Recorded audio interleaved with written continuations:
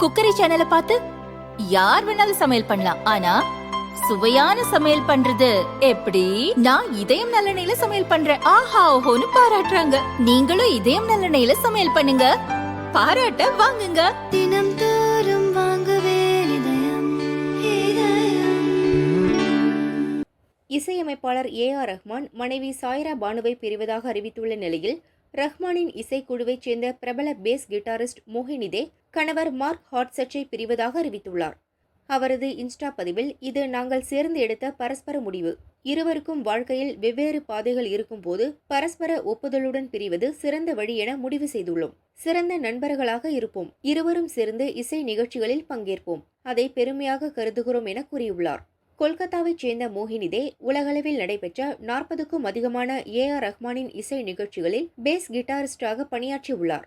இசையமைப்பாளர், பாடகர் என பல முகங்களை கொண்டவர் மோஹினி.